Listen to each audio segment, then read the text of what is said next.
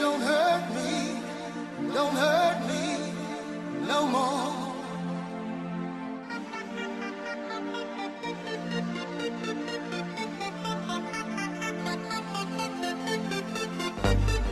Baby, don't hurt me no more.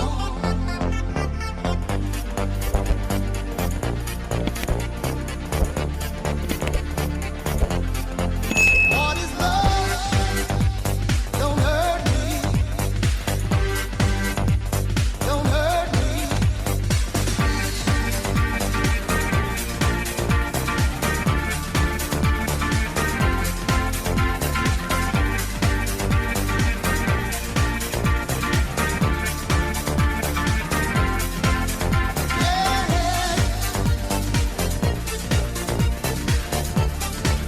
Give me a sign. What is love? Baby, don't hurt me no more. What is love? Baby, don't hurt me no more. Bom dia, boa tarde, boa noite. Estamos aqui de volta hoje trazendo um grande coach, né, de relacionamentos, né? O nosso amigo Lucas Skildeler, né? Ele é um mentor de relacionamentos, filosofia, teologia, psicanálise, neurociência aplicado em relacionamentos.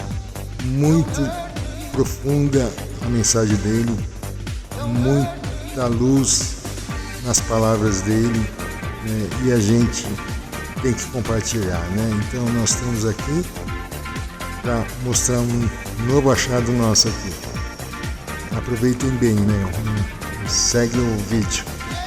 Esse é o canal do mentor de relacionamentos Lucas Skildeler. Filosofia, teologia, psicanálise e neurociência aplicados a relacionamentos. Link do canal na descrição da bio. Hoje a gente vai ter um episódio interessante, um pouco diferente. É como se fosse um episódio de detox, tá? Então, até o final da live eu vou passar 7 pontos principais que a gente precisa observar para fazer um detox do nosso comportamento. E esse detox é um primeiro passo muito poderoso, tá? Para que a gente encontre felicidade nos relacionamentos, para que a gente viva mais harmonia em nós, e aí eventualmente a gente atrai pessoas maduras também que têm esse assunto de relacionamento resolvido. Lembrando sempre, eu falo, relacionamento a gente começa trabalhando a gente, nós. Quanto melhor a gente está, quanto mais equilibrado a gente está, equilibrada, mais a gente vê pessoas equilibradas e maduras também, e a gente atrai essas pessoas. Dentro dessa premissa principal, eu vou, nesse episódio, passar as 7 coisas que a gente precisa parar de fazer, que estão sabotando os nossos relacionamentos, e a gente às vezes nem sabe, porque se transformou em um hábito, está no automático, tá? Então, para a gente começar hoje, eu queria abordar a primeira coisa, que é por que é importante a gente aprender a parar de fazer certas coisas. E tem 2 principais motivos para isso, tá? O primeiro é que os hábitos fazem a gente ficar com uma visão fixa e apegada da nossa vida, tá? Hábitos, eles são movimentos automáticos da nossa mente, do nosso corpo, que se transformam em comportamentos com eficiência energética.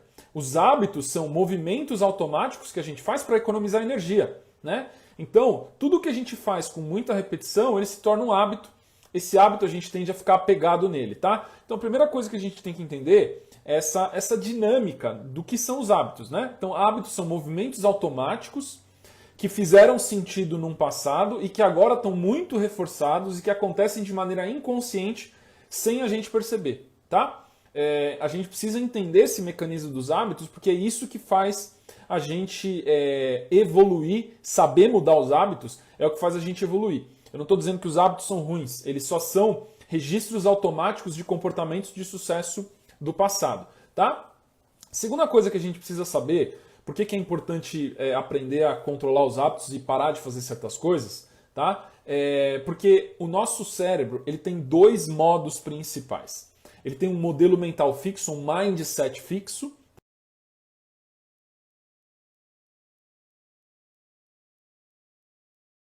O que é mindset? Mindset é a configuração da mente, um conceito que busca entender a predisposição psicológica de uma pessoa que prioriza determinados pensamentos e padrões de comportamento para, então, propor e desenvolver uma nova abordagem. Trata-se de uma visão individual, o que faz todo sentido. O ditado popular diz que opinião é igual gosto, pois cada um tem o seu. Isso fica evidente se compreendermos que a visão de mundo de cada pessoa não depende somente daquilo que enxerga com os seus olhos. A verdade é que cada indivíduo vai receber as informações de uma forma e, em resposta, interpretá-las de acordo com o conjunto de ferramentas que tem disponível. Essas informações, sejam elas visuais, auditivas, olfativas, gustativas ou táteis, são como códigos que precisam ser interpretados em um processo no qual cada um vai atribuir significados de acordo com sua subjetividade. E é justamente a essa subjetividade que foi atribuído o nome de mindset. Pioneira nos estudos do tema, a psicóloga Carol S. Dweck fala, em sua obra Mindset, A Nova Psicologia do Sucesso, 2017, sobre a importância das opiniões que o indivíduo adota a respeito de si mesmo para o seu relacionamento com o mundo. A autora argumenta que essas opiniões são capazes de afetar suas escolhas, determinando a maneira que você leva a sua vida. Se alguém crê que é uma pessoa com dificuldades de aprendizado, por exemplo, isso vai fazer com que a pessoa busque se provar suficientemente inteligente o tempo todo. Ainda, vão haver aqueles que, por acreditarem que não são capazes, nem ao menos vão tentar executar uma tarefa. Essas crenças tendem a surgir ainda na infância e adolescência, em uma época do desenvolvimento em que situações ou afirmações de terceiros podem causar marcas profundas, que perduram por toda a vida. Ele tem um modelo mental fixo, um mindset fixo, tá? Onde é um estado mais apegado, um estado onde os hábitos estão muito cristalizados e muito enrijecidos. E existe um outro estado com a neuroplasticidade ativa. O que é neuroplasticidade, Lucas? Que palavra difícil. Neuroplasticidade é um conceito que a neurociência atribui ao nosso cérebro, que ele se comporta como um plástico. Quando ele está aquecido, ele é moldável. Quando ele está frio, ele está rígido. Tá? Então, esse segundo estado, que é um modelo de aprendizado, ele depende de um cérebro aquecido, como um plástico aquecido, porque daí ele é moldável. Então a gente precisa sempre estar fazendo pequenos desafios na nossa vida, saindo da nossa zona de conforto, para estar ativando a neuroplasticidade. Isso é o que permite a gente ter empatia, se conectar, se permitir ser autêntico, verdadeiro, carisma vem disso, e o diálogo também. Diálogo é fruto de uma neuroplasticidade ativa. Eu só consigo falar a minha verdade, me conectar com a verdade do outro, se eu estou com a neuroplasticidade ativa, se eu estou no mindset de crescimento, de aprendizado. Se eu estou no mindset fixo, que é um mindset onde eu estou apegado, é muito difícil me conectar empaticamente com a pessoa, porque o mindset fixo ele se caracteriza por ter defesas altas, ter defesas subidas. Eu sempre estou num processo de defesa, de proteção. O mindset fixo se caracteriza por isso. É um mindset fatalista também. Tá? Então, eu acho que um ponto que é importante a gente entender é como são esses dois modelos mentais. Tá? Mindset nada mais é do que modelo mental. É o estado mental que a sua mente está antes do evento, ou da ação, ou do compartilhamento que você vai ter com uma outra pessoa.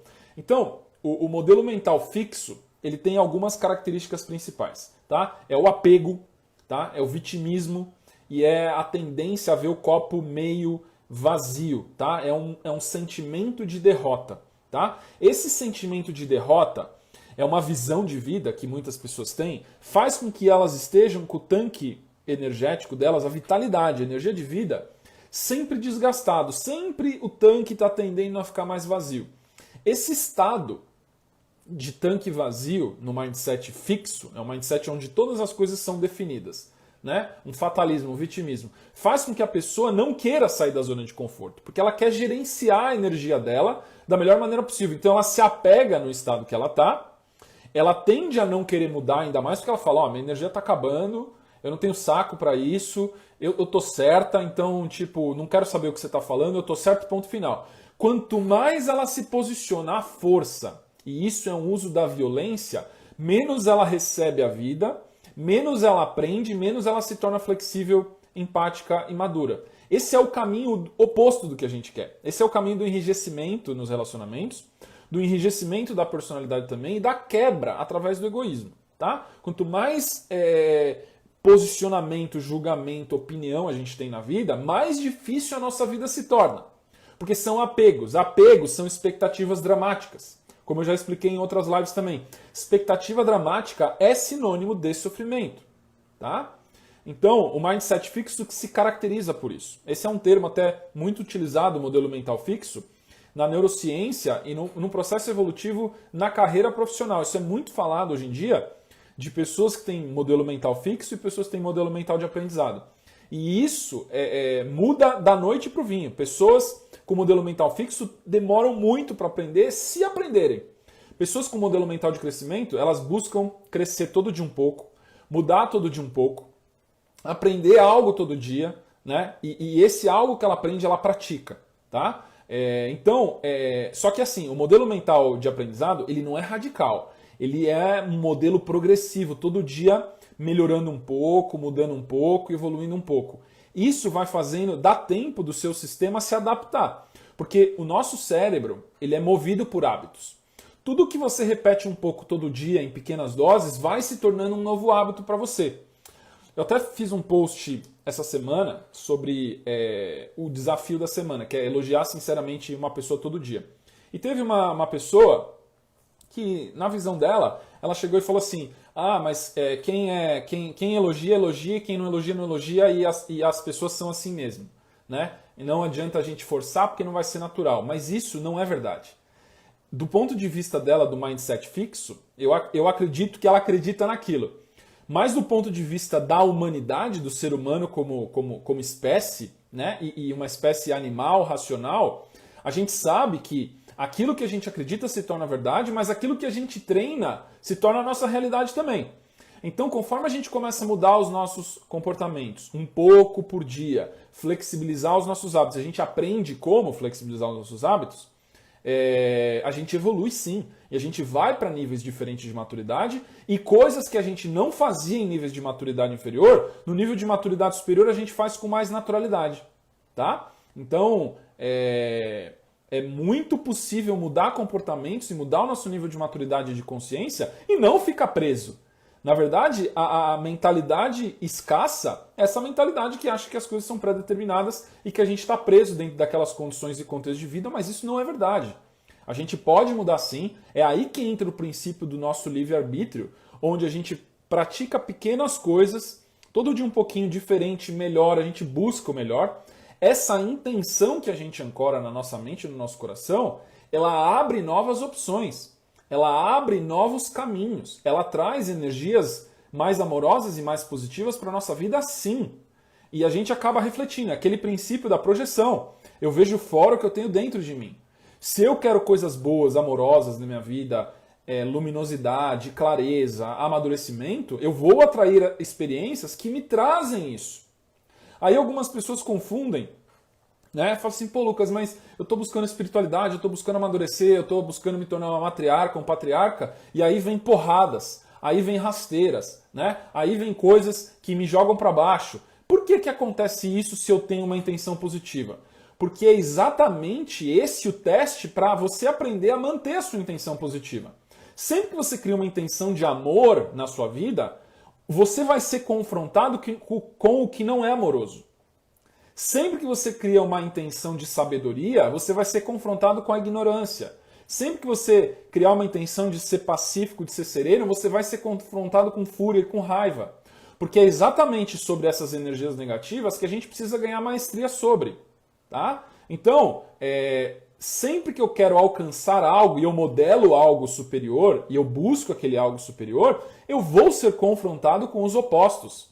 Evolução e maturidade espiritual é assim, é confronto de opostos. Tá? Então, continua, seu caminho está correto, sua intenção está correta, apenas enfrente com coragem esses desafios. Tá? Isso é o mindset de crescimento.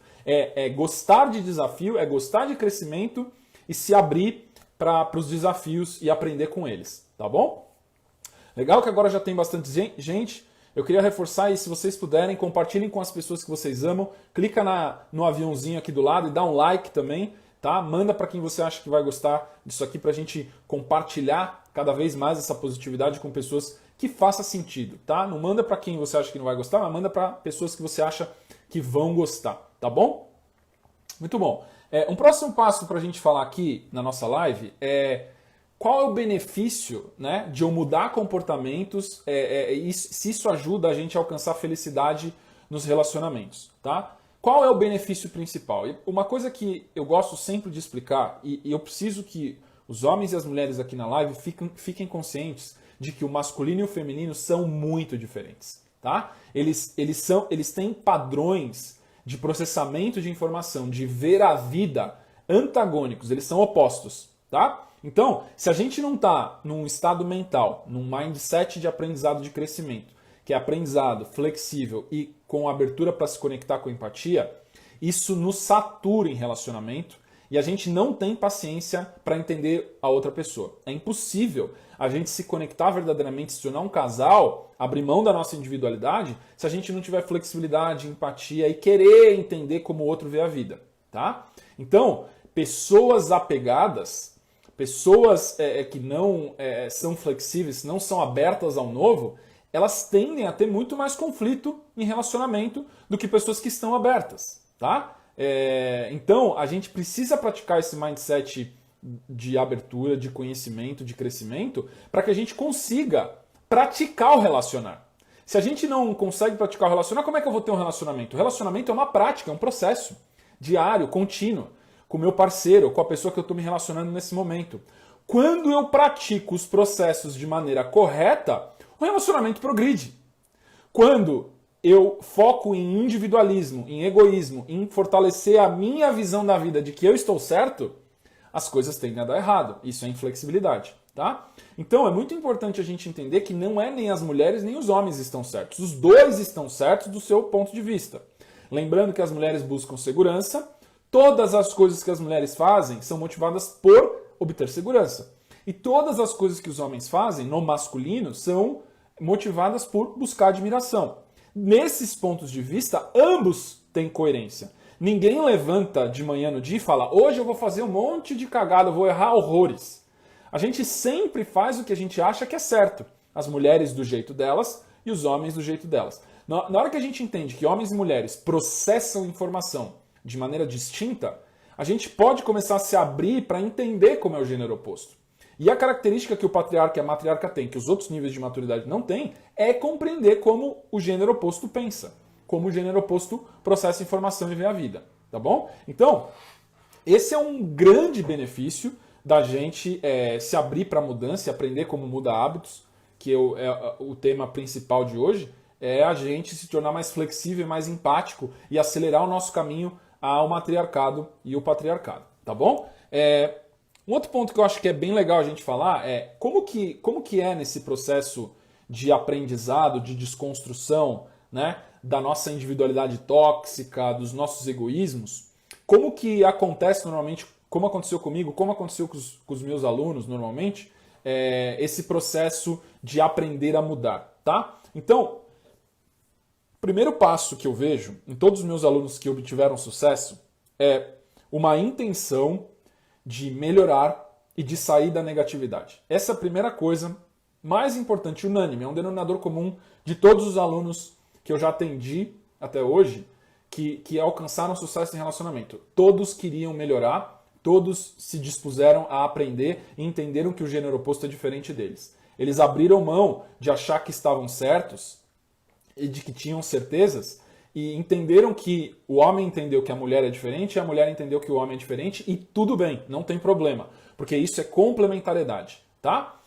O segundo passo que todos os meus alunos fazem, e todas as pessoas que eu mentoro, meus alunos e vocês agora seguidores aqui também, é aprender a inserir novos hábitos. Depois que a gente fez uma primeira faxina, tirar tudo que é tóxico, e hoje eu vou passar 7 pontos tóxicos para você tirar da sua vida para ter relacionamento. Esse é o primeiro passo. Nós vamos fazer aqui juntos, tá? Depois que se faz esse primeiro passo de mudança dessa toxicidade pessoal, um egoísmo, na verdade, a gente insere novos hábitos, tá? Positivos, construtivos, que levam para o resultado que a gente quer. E o terceiro é aprender como manter esses hábitos. É fazer durante ciclos suficientes até aquilo se transformar em automático na minha natureza, tá? E normalmente isso acontece entre 20 e 60 ciclos, tá? O cérebro demora mais ou menos 20 a 60 ciclos para a gente deixar aquilo no automático, tá? Então eu não sei quando vai acontecer com vocês, mas se você pega, por exemplo, o desafio da semana, elogiar sinceramente uma pessoa por dia. Se você fizer isso por 60 dias, 60 vezes você fizer isso, lá no 61º dia, você vai estar no automático. Seu cérebro criou redes neurais e aquilo está no automático agora e você vai despender muito menos energia do que você está despendendo no começo do processo, por exemplo, hoje, tá? Então, tudo que você consistentemente faz a cada ciclo vai ficando mais fácil, vai despendendo menos energia. O mais difícil é o primeiro passo, porque o primeiro passo é o mais diferente, é o mais novo, que demanda mais energia, tá? O segundo passo já é um pouquinho mais fácil, o terceiro, o 10º, o 100º é super fácil. Tudo na vida funciona por mudança consistente e persistente de direção. Na hora que a gente faz algo e repete sempre com consistência, isso vai se transformando em algo mais fácil e o cérebro se encarrega de fazer a eficiência energética. Então isso vai se transformando em natural, até instintivo para você, o que você pratica todo dia, tá? Aí, vira e mexe eu tenho aqueles mais preguiçosinhos, né, que falam assim, mas Lucas, eu tenho preguiça de mudar, é muito trabalho, vale a pena mudar essas coisas para ser feliz em relacionamento? E o que eu sempre falo para essas pessoas que me falam isso, e muitos alunos já me falaram, isso é da natureza humana, tá? É que se você não mudar, você vai continuar tendo os mesmos resultados que você tem hoje, tá? Os hábitos que você tem hoje geram os resultados que você tem hoje. Se você não mudar, você vai continuar obtendo os mesmos resultados. São infinitos ciclos. Todo dia é um ciclo novo, né? Então, sempre que a gente sentir uma emoção negativa, a gente pode aprender a dominar ela em vez de ser dominado, tá? Esse é o grande segredo da mudança de comportamento, é dominar as emoções negativas. E a própria prática da técnica, do sentir a emoção, chamar a emoção mais, não se apegar a ela, deixá-la chegar num clímax e ir embora, é a técnica do desapego que é ensinada no livro Deixar Ir, que eu recomendo a leitura fortemente. É um livro inteiro sobre inteligência emocional.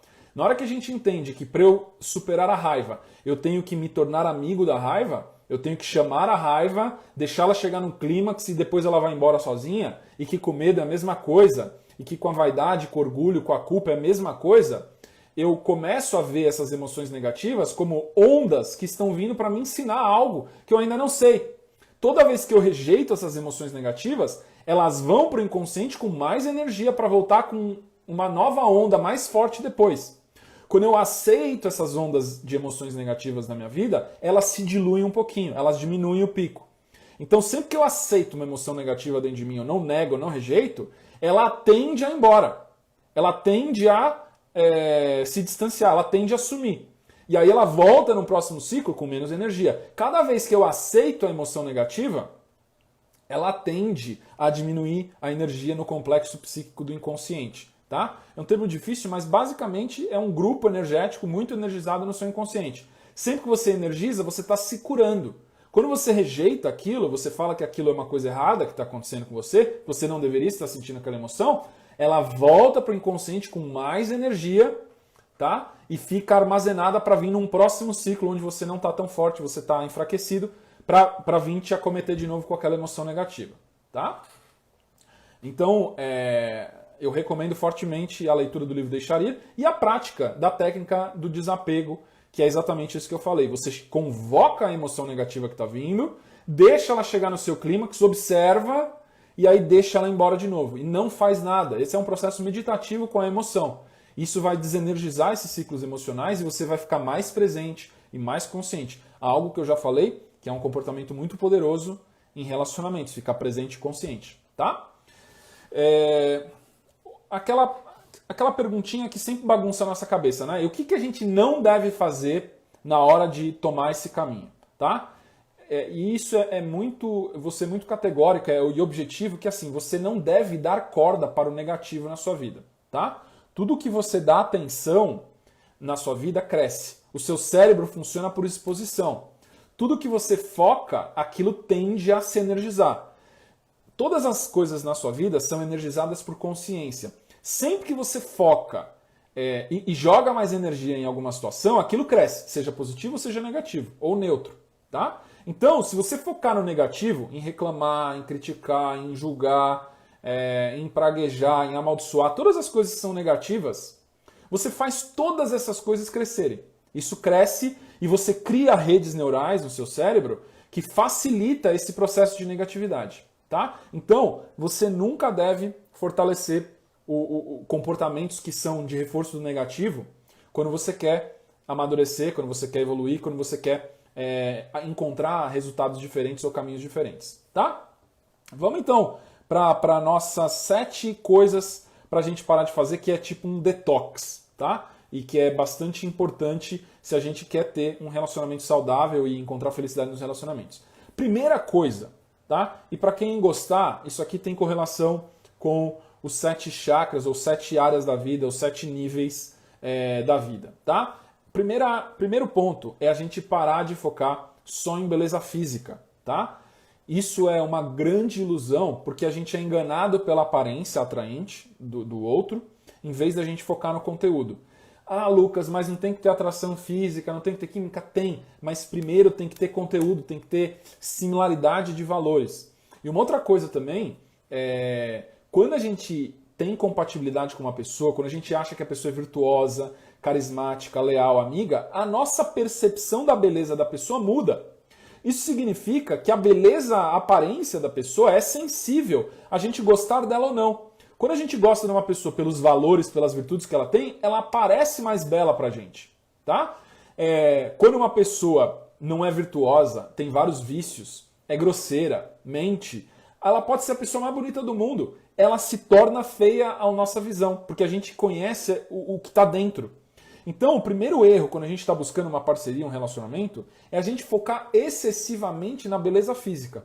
Isso é uma grande enganação. Né? A gente vai tender a perder mais tempo em relacionamento, em trocar mais de parceiro, em encontrar pessoas mais fúteis e superficiais, porque a gente foca demais na aparência.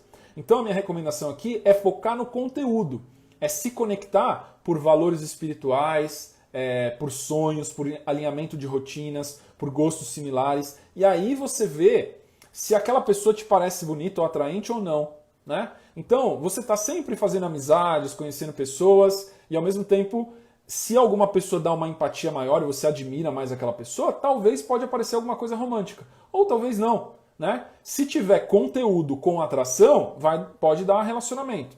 Né? Só atração sem conteúdo não vai dar paixão e depois vai vir sofrimento e separação. Só conteúdo sem atração vai dar amizade. A gente precisa, para um relacionamento de sucesso, conteúdo e atração.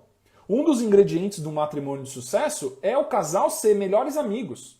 Né? Então a gente precisa ter o conteúdo e a gente precisa ter a atração física também. Tá? Esse é o primeiro. Então parar de focar só em beleza física. Minha recomendação para tanto homens quanto mulheres: diminua um pouco, para de buscar aquela pessoa que é nota 9, 10, que todo mundo admira, que é ator global. Para de buscar esse tipo de pessoa. Para de ficar babando o ovo para esse tipo de pessoa e busca pessoas que estão no seu convívio. Não fica buscando essas belezas de Instagram ou que estão na televisão ou na mídia, mas sim a beleza que está no seu dia a dia e no seu entorno. As pessoas são belas do jeito que elas são. Se você aprender a ver o conteúdo delas e tiver compatibilidade com você e similaridade, você vai ver elas de uma maneira mais bela e vai sentir atração também. Atração tem muito pouco a ver com visão e tem muito mais a ver com cheiro. Uma coisa que poucas pessoas entendem é que tem que bater o cheiro de vocês. Na hora que vocês entenderem que a atração física, química, tem a ver mais com cheiro do que com visão e com história que eles contam, aí vocês vão se permitir se conectar com perfis de pessoas diferentes do que vocês se conectaram, talvez, num passado recente ou ao longo da história de vocês, tá? Segundo ponto para a gente desintoxicar e parar de fazer para ter um relacionamento saudável. Tem que aprender a sair da zona de conforto e abrir mão do controle. tá? Controle a gente não tem sobre a nossa vida. Controle é algo que a gente precisa entregar para uma força maior, para o divino, para Deus.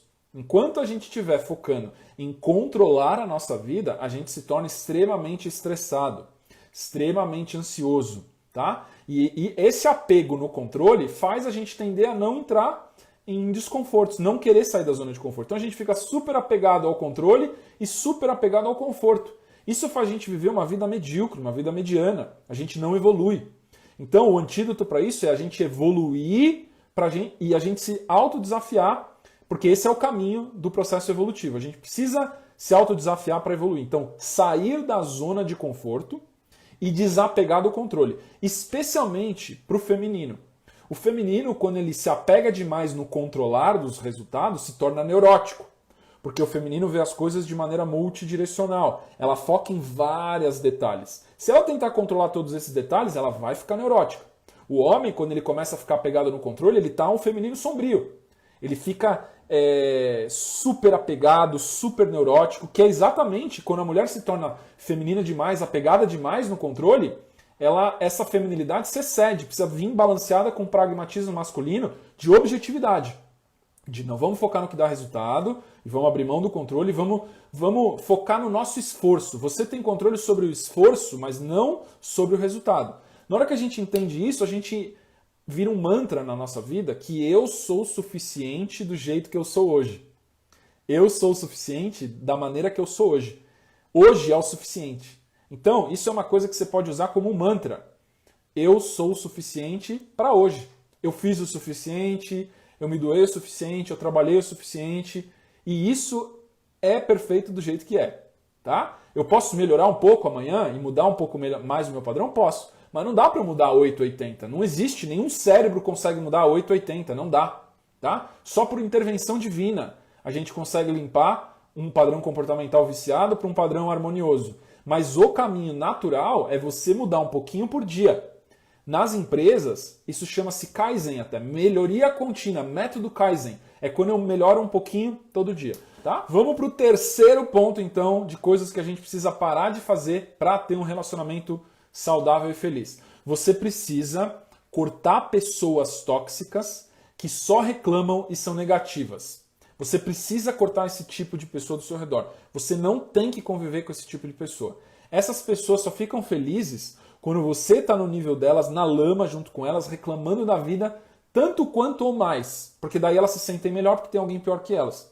Então é extremamente importante você cortar o convívio, cortar o relacionamento com pessoas negativas, egoístas e tóxicas.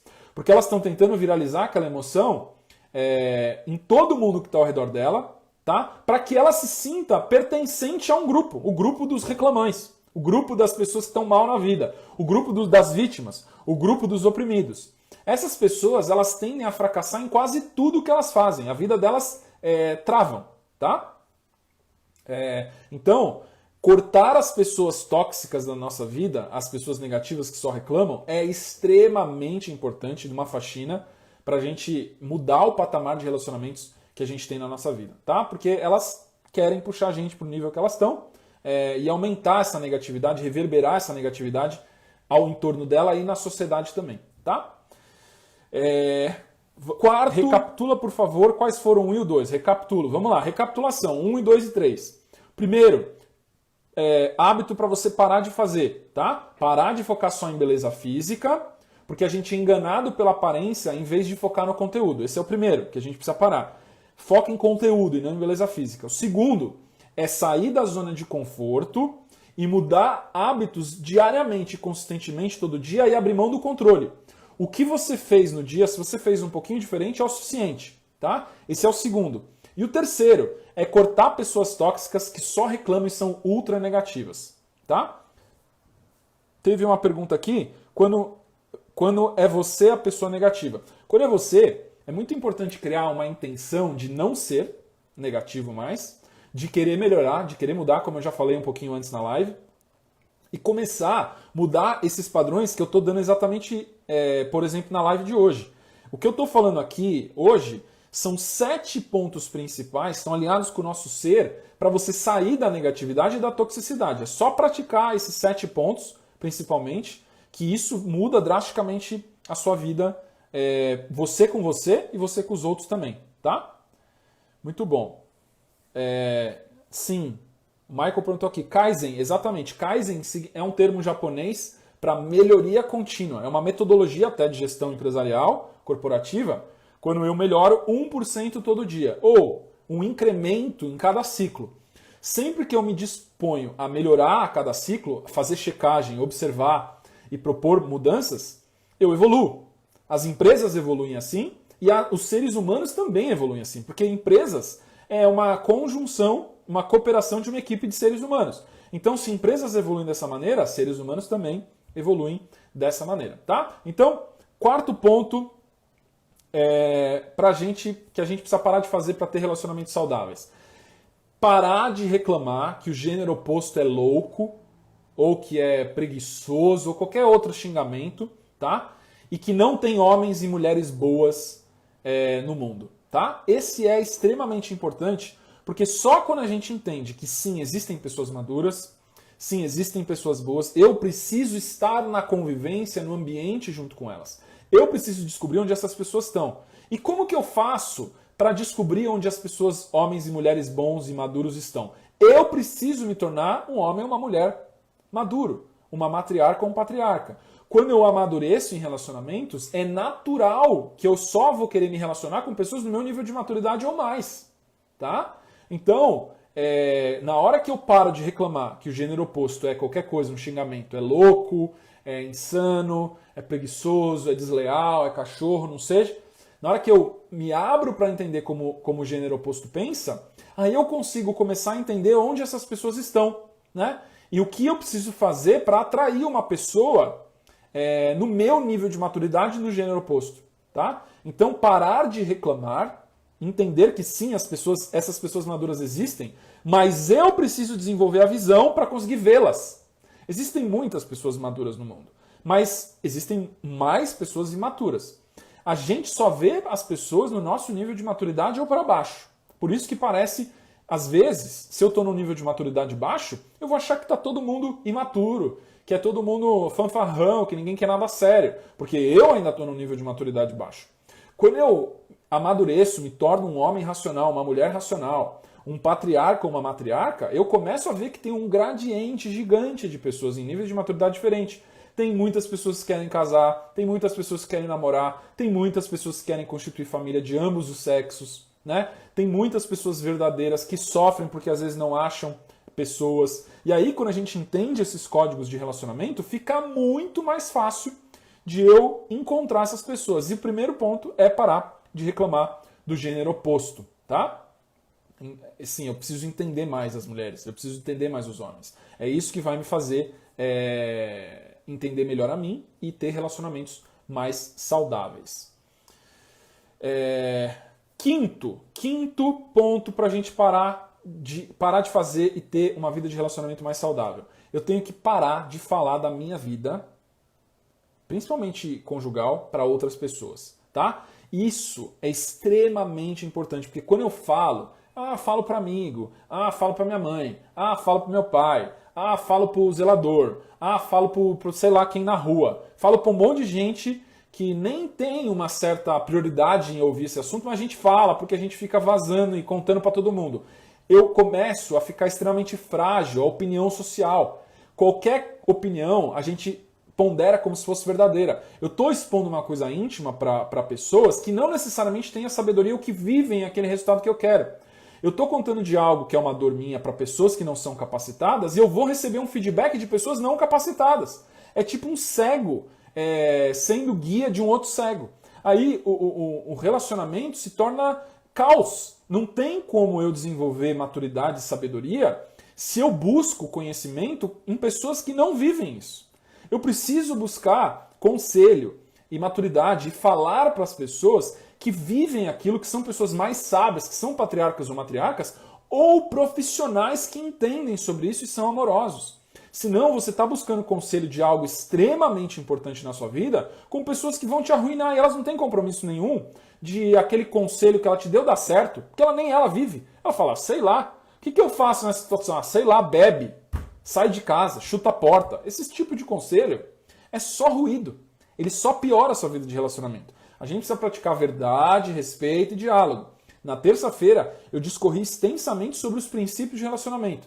Verdade, respeito, diálogo, homens são movidos à admiração, mulheres são movidos à segurança, expliquei os 4 níveis e depois falei dos princípios de chave fechadura e do princípio de projeção, tá? Então, na hora que a gente... Isso é só o básico, isso é o básico do básico que eu estou dando para vocês aqui nas lives. É muito mais do que eu ensino nos treinamentos, tá? Na hora que a gente entende que isso é só a superfície do relacionar humano, eu não falo com pessoas não capacitadas e não qualificadas sobre relacionamento, tá? Pode ser que você tenha uma matriarca, um patriarca na sua família que dá para conversar? Pode, mas isso é exceção.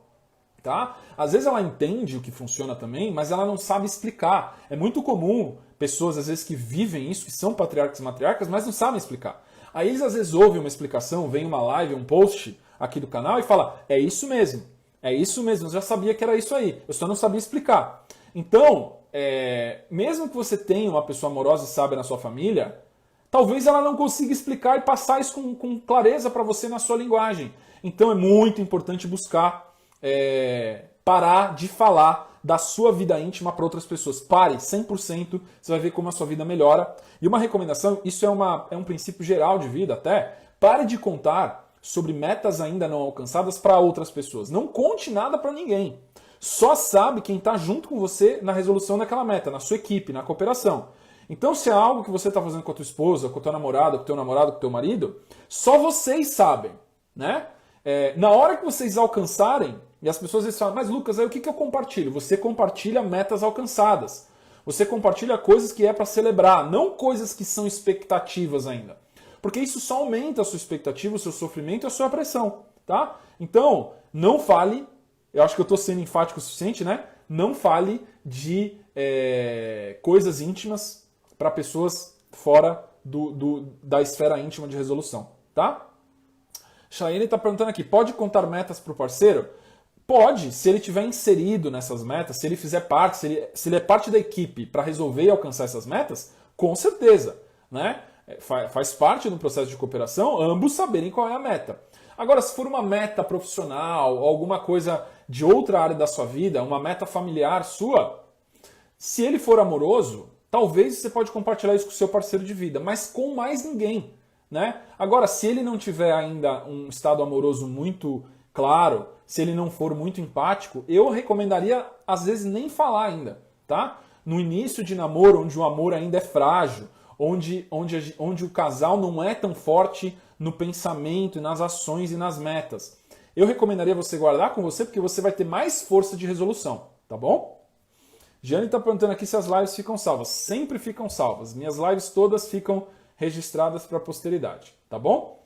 Vamos agora para o 6º comportamento que a gente precisa mudar se a gente quiser ter um relacionamento saudável, que é pare de não estudar relacionamentos. A gente não consegue mudar se a gente continuar atraindo o mesmo tipo de pessoa. Estudar relacionamentos é o caminho mais rápido, é o caminho mais ágil, mais veloz de você amadurecer, de você expandir, aumentar o seu nível de consciência em relacionamentos e, claro, obter um parceiro no mesmo nível de maturidade também. Estudar relacionamentos, ao meu ver, é o caminho mais ágil, mais veloz de você amadurecer nos relacionamentos, encontrar pessoas a cada ciclo mais madura, tá? Então, tem que parar de não estudar relacionamentos, tem que estudar sim relacionamentos, tem que entender como os homens são, tem que entender como as mulheres são, tem que entender as motivações profundas e do que são feitos os relacionamentos, que é verdade, respeito e diálogo. E praticar isso todo dia, porque a nossa sabedoria vai se aprofundando cada vez mais e a nossa visão vai se tornando cada vez mais sofisticada. Quando você se torna um patriarca ou uma matriarca, você só começou a entender a mente do sexo oposto. Você entendeu que as mulheres buscam segurança e que os homens buscam admiração, mas você entendeu na pele mesmo. Você sentiu aquilo.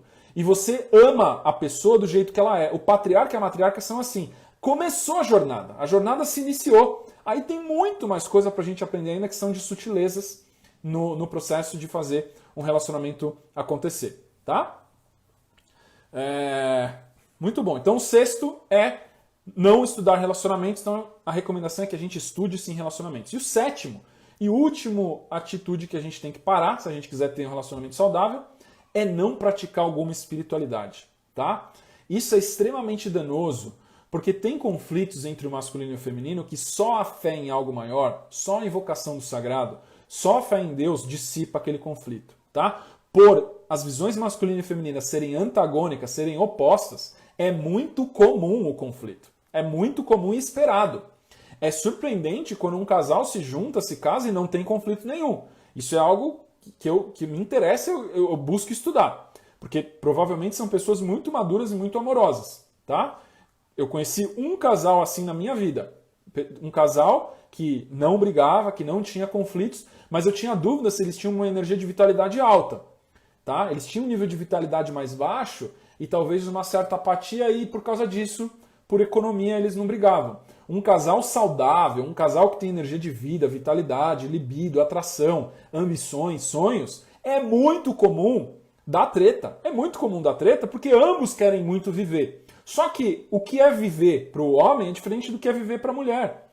E aí é a verdade a respeito do diálogo, que é o princípio principal, que é a troca de verdades, respeitosamente, entre o masculino e o feminino. A Laura está perguntando aqui, como lidar com as manias do outro? O primeiro ponto é a gente aceitar. Todo mundo tem mania, inclusive a gente. Então, o próprio processo da gente aceitar as manias do parceiro vai aumentar a tolerância do parceiro com a gente também, com as nossas manias. Se for uma mania disfuncional, disruptiva, que atrapalha a rotina do dia a dia, aí tem que vir para uma pauta de um diálogo, tem que conversar com amor, com gentileza, se aquilo pode ser mudado, né? Ou se tem algum valor intrínseco que você não viu na mania do seu parceiro, tá? Sempre a solução entre o masculino e o feminino é diálogo, tá? Porque é difícil. O próprio diálogo, a empatia de se abrir, de se baixar as guardas, de receber a verdade do outro, entender porque que o outro faz o que ele faz, é difícil. E isso, você precisa estar vulnerável também. Então, na hora que você questiona o teu parceiro, por que você faz tal coisa? Isso é importante para você? Isso tem valor? Né? Aí, nesses questionamentos amorosos e gentis, ele vai perguntar, sei lá porque que eu faço, ou não, eu faço porque tem importância assim, assim, assim. Ou não, sei lá porque eu faço porque é um hábito, é um vício, eu tenho que parar. Dependendo da resposta dele, aí você vai poder inserir aquilo. Bom, se for um vício, você quer que eu te ajude a parar? Porque é uma coisa que às vezes me incomoda. Ou se é algo que tem muito valor, talvez você vai precisar mudar a sua visão daquilo no seu parceiro. Você vai precisar aceitar, porque se é uma coisa de muito valor para a pessoa, você vai ter que aceitar, porque ele provavelmente não vai mudar, porque é algo que ela vê valor. Né? Ou se é algo que é neutro, e ela só precisa ficar consciente para mudar, talvez só o diálogo de você trazer para a consciência aquilo, traz uma visão do seu parceiro, para ele falar assim, pô, não, beleza, posso mudar, não tem problema, se te incomoda, eu mudo. Isso é muito comum em casamento, tá? Parceiros mudar algo que incomoda o outro parceiro, algo que é neutro ou que não tem grande valor. Por que eu não posso mudar algo que incomoda a minha esposa, se para mim aquilo não tem tanto valor, tá? Jane está perguntando, como lidar com os fantasmas do relacionamento passado? É muito importante a gente aprender a ferramenta do perdão e do desapego, tá? E o perdão tem a ver com auto-perdão também. O primeiro perdão que a gente precisa praticar é o auto-perdão. Eu não me acorrentar a minhas escolhas do passado. Eu não posso olhar para o Lucas de 1 ano atrás, de 5 anos atrás, de 10 anos atrás, e achar que ele era idiota, ignorante, estúpido. Eu tenho que ver esse Lucas do passado com compaixão. Então, quando você vê o seu passado, né, a sua versão do passado com compaixão, você permite que o seu eu do passado tenha tomado as decisões que tomou, por mais doloridas que elas tiverem sido. Tá? Então, quando você aceita que o seu eu do passado fez o que achava certo e que estava buscando a felicidade da maneira como compreendia no nível de maturidade que tinha, esse processo de aceitação é auto-perdão. Tudo bem, eu não tinha naquela época a sabedoria que eu tenho hoje. Né? Não faria a mesma coisa hoje, não tomaria a mesma decisão, mas eu respeito o eu do passado, o Lucas do passado, porque eu não sabia melhor. Eu achava que aquilo daria o resultado que eu queria, mas não dá. E hoje eu sei. E eu agradeço esse Lucas do passado, porque foi por causa dele que eu aprendi o que eu aprendi hoje. Então esse processo reflexivo que eu acabei de discorrer aqui para você é como a gente lida com fantasmas do passado. Eu tenho que voltar lá atrás e me auto-perdoar pelas decisões que eu tomei e não me culpar, nem me acorrentar e nem sentir vergonha. Tá? Essa autoaceitação vem com autoestima também. Eu me aceito do jeito que eu sou, com os caminhos que eu trilhei também, para chegar onde eu tô. Eu só cheguei aonde eu tô por causa dos erros e dos acertos que eu tive, tá? A Paty está falando aqui, como se livrar dos traumas de um relacionamento abusivo? Usa o auto-perdão também? Sim. Você usa o auto-perdão para você perdoar os abusos que você permitiu no passado, né? Muda o seu comportamento hoje, né? Com a sabedoria que você adquiriu, com a sensibilidade, o raciocínio, a visão que você adquiriu, você muda os seus comportamentos, a sua atitude diferente frente à vida, não aceitando mais aquele tipo de comportamento abusivo, aceitando o comportamento do eu anterior, do eu do passado, mas não do eu de hoje. Isso é a prova de que você se perdoou e que você aprendeu. Aí nesse processo de perdoar, aceitar o eu do passado e mudar no presente, é o processo evolutivo, e aí provavelmente o ciclo é quebrado, e você quebra o ciclo de repetição, tá?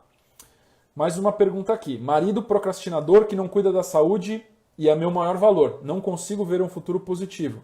O que fazer? Sempre que a gente quer influenciar um cônjuge, o mais importante é a gente viver da maneira mais plena e mais feliz e mais saudável possível os nossos valores.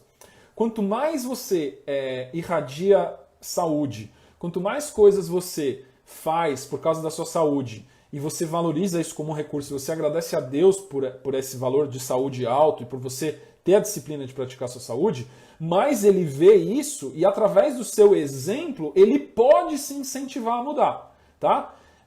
Se ele não tiver nada de valor de saúde, pode ser que ele precisa primeiro perder a saúde para refletir, tá?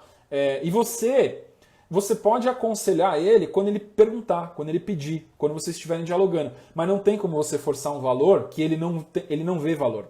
Ele não vai conseguir ver valor em algo que ele não sente que existe valor, né? Então, normalmente, as pessoas, o ser humano, na verdade, vê valor na saúde quando perde. Então, pode ser que você precise passar com o seu marido por ciclos de doença dele, e aí nesses ciclos de doença, normalmente a mente ela fica muito mais vulnerável e aberta. Você aconselhar ele, marido, será que no próximo ciclo não é melhor você cuidar mais da saúde? Fazer mais exercícios, comer melhor, beber menos vícios.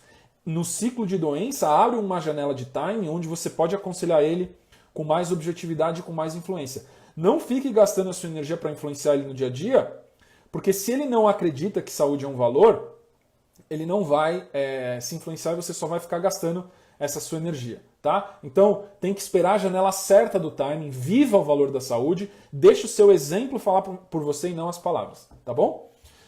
Érica está perguntando, mulher que se separou e tem filho, pode ter sucesso em outro casamento? Claro que sim, desde que você siga os princípios de relacionamento, né?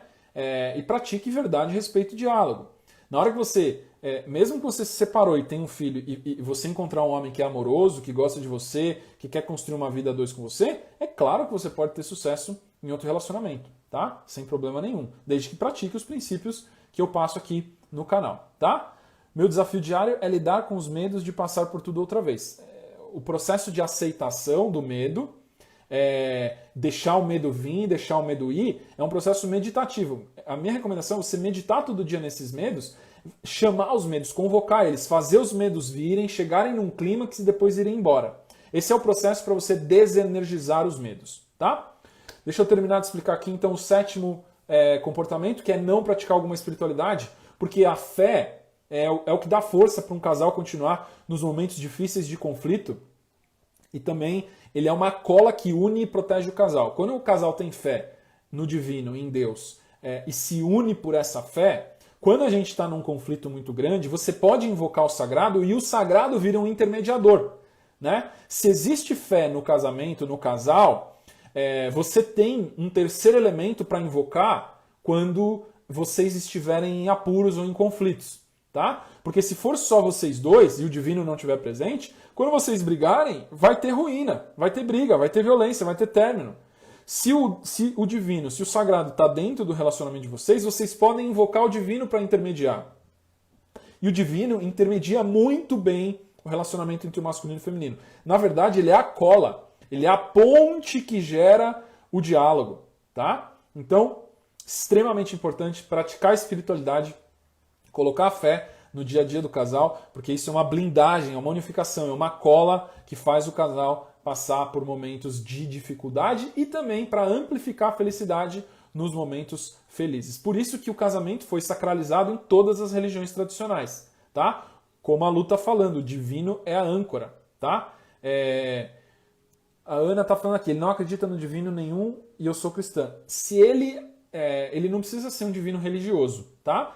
Pode ser o divino da verdade. Se ele buscar a verdade, se ele buscar a honra, se ele buscar ser um homem melhor, você pode usar a verdade filosófica com ele, tá? Se ele não acredita em nada de Deus, em nada de religião, em nada de espiritualidade, fale com ele sobre a verdade da filosofia, sobre a hombridade, sobre a honra, sobre virtudes. Isso são maneiras mais palatáveis para o masculino, principalmente aqueles que não acreditam em religião ou espiritualidade, porque ele entende o comportamento. É um comportamento de sucesso o homem de virtude, o homem de honra, o homem de integridade. Então você pode falar sobre virtudes, sobre honra, tá? E o desenvolvimento para desenvolver sabedoria.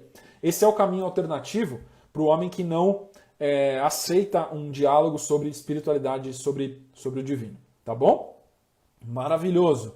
Vamos recapitular então os 7 comportamentos que a gente precisa parar de fazer, são toxicidades para a gente ter um relacionamento saudável e feliz, tá? Desenvolver a nossa vida de relacionamento. O primeiro, que eu falei hoje, parar de focar só em beleza física, trocar para focar no conteúdo. A atração é química e vem através do olfato, não tem a ver com a visão. Foquem muito mais no conteúdo e na atração do olfato, que vocês vão ter muito mais sucesso em relacionamento, tá? Segundo, aprender a sair da zona de conforto e abrir mão do controlar para diminuir a ansiedade e a gente ser o suficiente para o dia de hoje. A gente é o suficiente do jeito que a gente é, com o que a gente fez, da maneira como a gente é hoje. Não precisa ser mais e não precisa ser menos. A autoestima é isso. Quando eu me aceito do jeito que eu sou hoje, eu sou suficiente para a jornada e para viver o dia. Terceiro, cortar as pessoas tóxicas que só reclamam e são extremamente negativas, porque elas só ficam satisfeitas quando a gente está no nível de consciência e de negatividade delas, tá? Quarto, reclamar que o gênero oposto é louco e que não tem homens e mulheres bons no mundo, tá? Quinto, parar de falar da minha vida para as outras pessoas e blindar a minha vida e os meus objetivos, as minhas metas, para não ficar vulnerável às opiniões sociais. Sexto, não estudar relacionamentos, porque senão a gente nunca muda, a gente nunca evolui. Então, começar a estudar relacionamentos e parar de não estudar, tá? E o sétimo é não praticar algum tipo de espiritualidade, algum tipo de aprofundamento, de reflexão, porque senão a gente não tem fé para blindar o nosso relacionamento nos momentos de dificuldade e o casal tende a se separar em vez de unir e resolver o problema quando a gente passa por turbulências e conflitos, tá bom? A Nive está perguntando aqui, quando essa pessoa negativa é sua mãe? Quando você mora com ela, você vai ter que tolerar porque ainda você está sobre as regras da casa dela. Mas a primeira coisa que você tem que fazer é buscar sua autonomia, buscar mudar de casa, morar sozinha, né? E orar por ela também. Quando você pratica a positividade, quando você é uma pessoa verdadeira, autêntica, você vai energizar o relacionamento com a sua mãe também. E se isso te desgasta demais, você pode se afastar. Você tem um dever com a sua mãe, que é garantir que ela viva com dignidade, tenha comida, tenha um teto, mas você não precisa ser amiga da sua mãe. Karmicamente, você não tem nenhum vínculo de dever de ter que trazer algum tipo de conforto ou luxo para sua mãe. Se ela é muito negativa com a vida, você pode se afastar e você cumpre com os deveres, que é garantir que ela tenha dignidade, que ela viva com dignidade até o último dia de vida dela. Tá bom? Ó, última dica, vai ficar salva sim, Viviane, vai ficar salva sim. Todas as minhas lives ficam salvas. Dica final, síntese final da nossa live de hoje, uma dica para a gente absorver o conteúdo em um parágrafo e uma frase é: retire todas as negatividades em relacionamento sem dó da sua visão de vida. Porque isso já te coloca num patamar de maturidade superior do que a maioria da população e você vai tender a ter resultados melhores do que a maioria das pessoas, tá? Tira todas as negatividades, principalmente essas 7 níveis que eu expliquei hoje, tá bom? Para a gente finalizar, eu quero lembrar que dia 8 de julho vai ter um webinário Segredo dos Relacionamentos para a gente desvendar vários tipos de conflito, como que pensa o sexo oposto, como que faz para a gente harmonizar conflitos, recapitulação dos principais princípios. Tudo isso eu vou fazer nesse webinário O Segredo dos Relacionamentos na semana que vem, quinta-feira que vem, às 7h30 da noite. Tá? Para quem se interessar, para quem quiser, convida amigo também, entra no link no meu perfil e se inscreve. É 100% online, 100% gratuito. E nesse evento também eu vou abrir a minha turma de mentoria do Código de Matrimônio. Para quem quiser ter aulas comigo, mentoria comigo todo mês, aulas teóricas super aprofundadas, se inscreve nesse webinário. Eu vou começar nesse workshop dando várias coisas de graça e depois eu vou abrir as cadeiras para minha mentoria depois do evento, tá bom? Começa na semana que vem, dia 5 de julho, e o webinar é dia 8 de julho, na quinta-feira, às 7h30 da noite. Clica no link no meu perfil, se inscreve, a gente vê lá. Legal? Pessoal, gratidão por todo mundo que veio aqui hoje, pela atenção, pelos compartilhamentos, pelos pensamentos também. Pratiquem esse caminho do matriarcado e do patriarcado, tá? Fiquem com Deus. Um beijão no coração de vocês. Até terça que vem. Até amanhã no perfil. Todo dia eu estou postando coisas novas, mas até o próximo podcast na terça que vem, às 8 horas. Gratidão. Boa noite a todo mundo. Beijos.